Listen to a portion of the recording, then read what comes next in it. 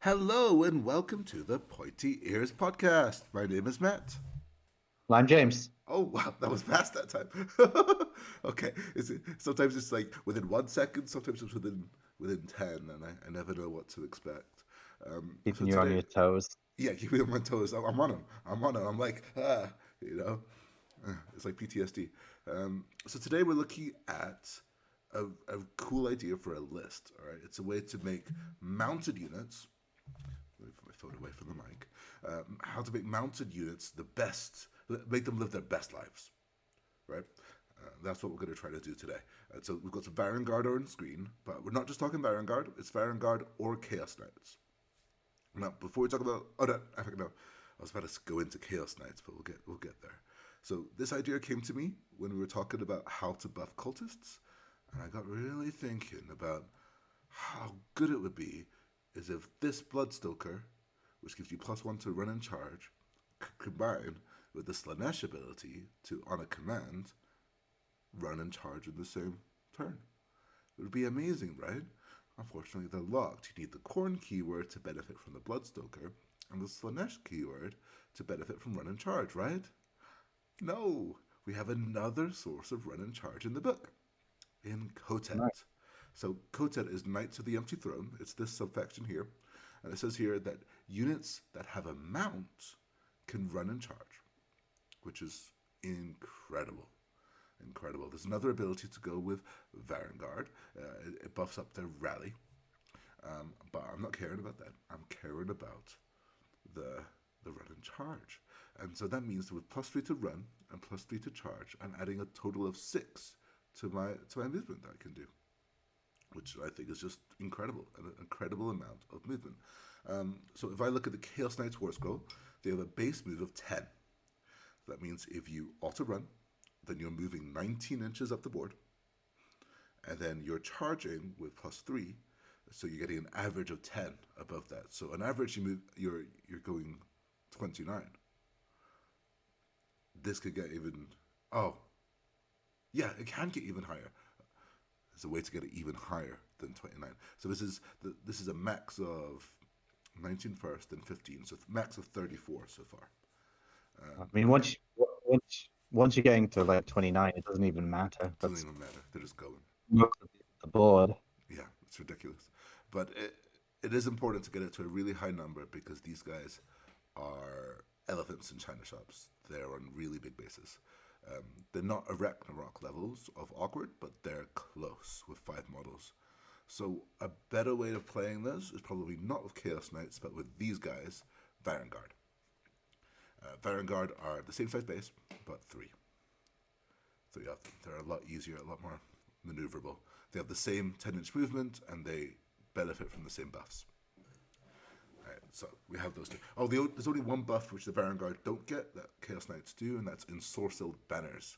But we're not going to be using them on the mounts in this build, so don't worry. We're going to put them on our Chaos Warriors. So keep in mind, in our list, we're going to have a unit of at least 10 Chaos Warriors.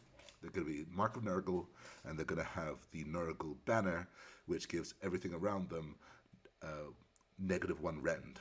So -1 rend against whatever. So worsening enemy rend, which is pretty cool. That's our They midfield. got a Midfield. they got a save improved anyway, right? Yeah, Nil, but so it's straight up over 3 up three. save characteristic now. They're awesome. They're awesome. So we're keeping them. That's our first battle line, and we're gonna build around that. So the next thing that we're gonna do for our mounts is we're gonna buff them. There's 2 heroes that are really good at buffing our Chaos Knights. Oh, and I'm realizing they don't buff Varangard. Okay, my list doesn't matter. The Chaos Lord should only work for the Chaos Knights. So what they do is when they charge, as long as the Chaos Knights are wholly within 12, the Chaos Lord will strike first, and then let the Chaos Knights immediately fight. And this is stackable. So you could do it on 2 fronts with 2 separate Chaos Lords. You could also do this with the Karkadrak, but Karkadraks cost 220, and the Demonic Mounts cost 170.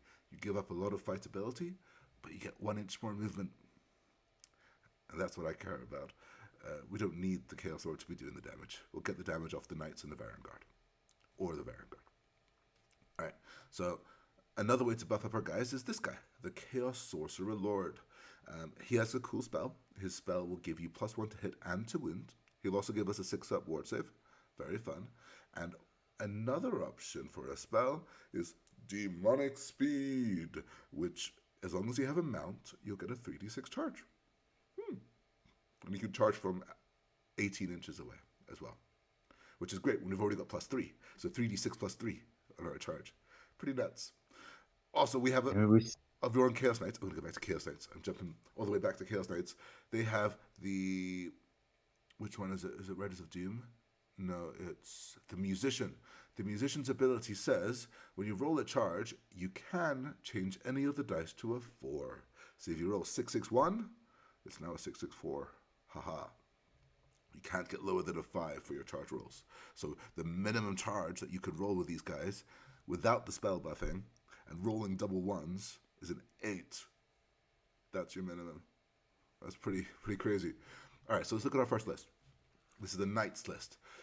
Now, I'm only bringing it up to 1530, so you can fill up the rest of the list with any kinds of utility. Double Corvus Cabal, you could have some Iron Golems for tankiness, you could be doing Untamed Beasts as screens, you could be doing the Unmade as stuff to shut off rally and redeploy. Shutting off redeploy could be very useful for this list.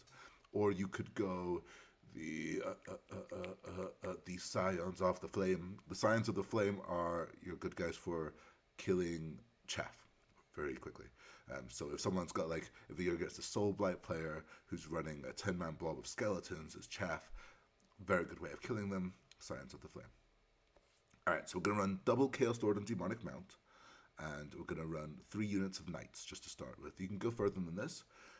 Now, a lot of guys are really obsessed, and so was I at the start, of running 10-man blobs of Knights, because they have an ability which gives them, as long as the front Knight is half an inch away, the Knights behind get their lances in, as long as they're within half an inch of that guy. It's a bait. It's a complete bait. it's like Yeah. it's like Bonds of Battle, but just for the rider, not for the horse. Yeah, but I think it's a complete bait. It's baiting you into 10-man units, and they're not maneuverable enough. You are just sacrificing more damage than you're gaining by doubling up on your unit. It might be okay in Host of the Everchosen when you have a 4-up rally, but we're not going for that here. We're going for MSU because they do enough by themselves. All right, so 3 units of Chaos Knights. They're all in Khorne, so they get +1 attacks on the charge. And important to note, the other buff we get from Bloodstoker is we re-roll wound rolls. So it's also helping us there. Chaos Knights with their lances hit on 4s and then 3s. We've got 1 Chaos Sorcerer Lord. It might be worth giving him Arcane Tome or playing a second one. But, I've left some space in the list, so you can add whatever you like. You could add Bellicor, you could add Varangard. You can mix Varangard and Knights very easily. All right, so we're gonna start with that. So our damage, first of all, from the Chaos Lord on Demonic Mount down the bottom there, is just 3.6. It's not amazing, but that's consistent damage. This is against the 4-up save. But the Knights, okay. So with no buff, not even an all-out attack, you're getting 18 wounds on the charge.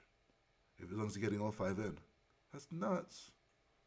18 wounds versus the 4-up save. I think that's really cool.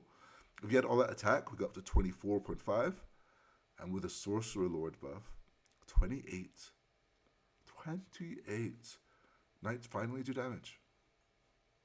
Yeah, I mean that's a lot. That's a big improvement. Yeah. When I keep hearing these Bloodstoker abilities and reroll things, I just keep thinking new Khorne book. When? Yeah. It's not going to last. When the new Khorne book comes, this list will be gone. But until then, let's be running Bloodstoker, which is great because Bloodstoker has been the least played model for a long time. It has almost never seen play. But finally, we have run and charge. Because it would just be to help your run or to help your charge. Never both.